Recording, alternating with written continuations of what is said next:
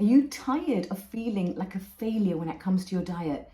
Do you feel like you've tried everything but still can't seem to lose the weight? Well, I've got news for you. It's not you, it's the damn weight loss industry.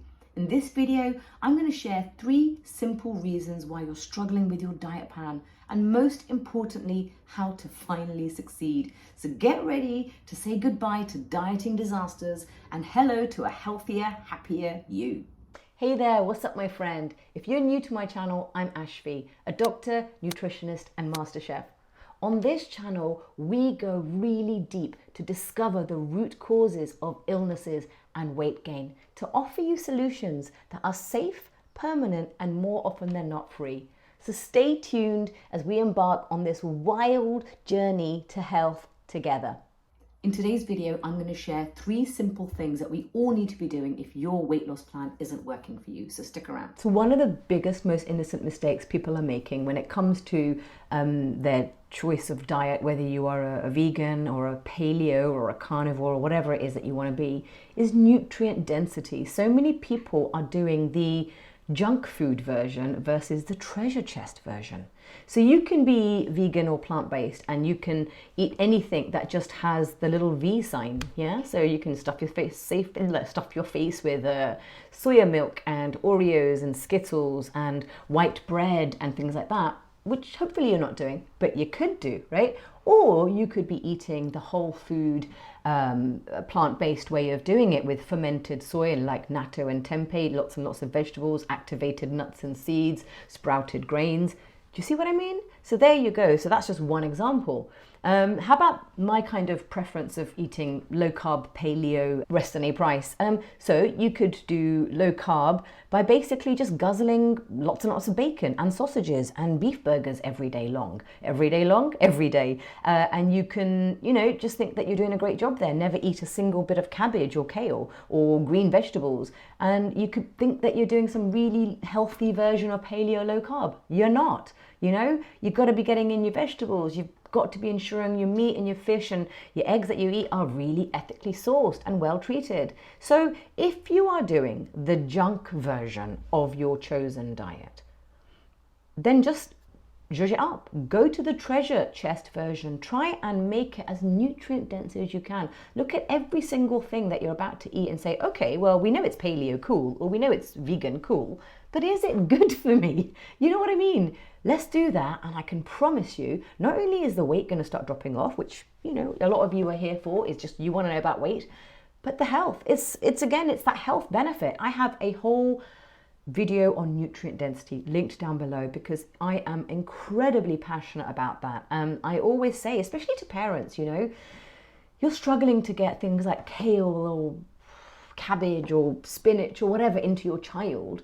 How about you just try like a teaspoon of some dried oregano into their hummus or something? You will get more nutrients, just chosen a random example, from herbs than you will from things like peas. If we knew a lot about food, we would be choosing the more nutrient dense food. So that's number 1. Choose nutrient density. Get the best you can afford and understand there is a treasure chest version and there is a junk food version. The second point, which is something I'm also incredibly passionate about after I learned about how many health benefits there are, is fasting.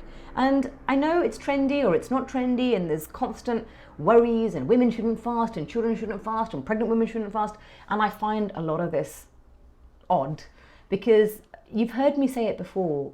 It's only in the last 200-300 years that we have 24/7 access to food and cooking apparatus like fire.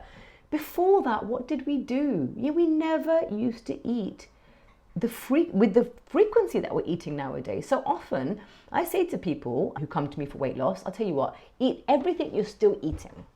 Just eat it in 2 meals a day rather than 6. And they're like, what? But it's so many calories and it's so many this and it's so many that. And I said, yes, I know. But now that we know that weight loss and weight gain is not simply down to calories and a huge amount is down to hormones.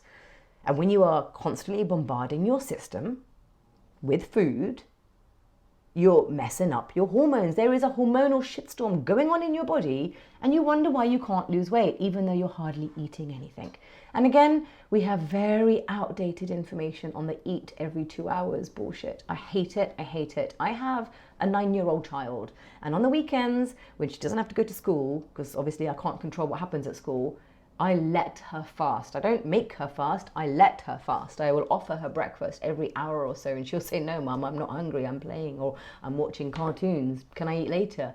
Do you see what I mean? Ask your child this. Ask yourself this when you're hungry. So yeah, simple thing, really easy. Just stop eating all the time. Eat what you want if you have to, but eat it in 2 meals or 3 meals. And whether you're just going to fast and wait a long time before you have your first meal and break your fast breakfast, or just don't snack, that's a great start. So give that a go. The last point I want to make about why you might not be losing weight despite eating really well and exercising and all that stuff is, are you eating mindfully? Now, I know mindful anything has come into trend right now, but I'm not speaking about trendy nonsense. I'm talking about, again, the traditions with which I was raised. And it was so much, not that my mum said this is Ayurveda, but this was Ayurveda. So we'd had this thing around chewing your food 32 times or something, which is near enough impossible to do. But the principle makes sense. Like, we are not eating mindfully from the pre-cooking stage when we're just grabbing and there's no planning going on, to the actual cooking stage where we speed it up. Even if you love cooking. I mean, by the way, I'm talking about myself as well. I mean, my friends take the complete mickey out of me. Where I'd say at least 3 dinners of the 7 in a week, my kid gets like buckwheat crackers with hummus and vegetables and some salami, because I don't have time to cook. Do you see what I mean? So it's not like I'm doing it all the time either. I'm not perfect. But if you can, get planning with your meals, cook with love, slow the heck down. And when you actually eat, this is probably the most important bit, eat slowly. Put your electronics away. I know, it means you might actually have to talk to somebody at the table. Sorry about that, but you want to get healthy, don't you? Now, again, let's be real here. What did we used to do in the olden days? God, I sound so old when I say that.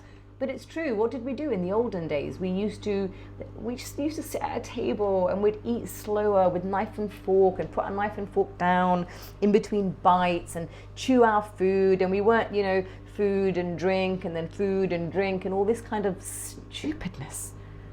So there we go. Mindful eating, really easy to do. Doesn't involve you counting anything. Really good habits, if you're a parent especially, to do now, because it's the one time, really for me, the one time of the day where I definitely completely disconnect from everything and eat with my daughter. And I think she loves it. I mean, she does whinge that she doesn't get to watch TV like her other friends, but I'm also like, yeah, well, you get to talk to your mum. So that's pretty cool. So there we have it. That wasn't too hard, right? Let's get the nutrient-dense version of our current diet going. Let's just stop snacking and consider maybe even removing 1 of your meals a day to having 2 meals a day. And number 3, just try and eat as mindfully as you can. Now, I've got a video right here on mindful eating. You should watch it because I'll go through it in a lot more detail. And I've set a little challenge as well, which is a very easy challenge, but it's just an interesting one to see how that starts helping you. So thank you for watching. As usual, if you have found this helpful, please consider subscribing and sharing. Let's spread the love, and love is knowledge. And I will hopefully see you at the next video.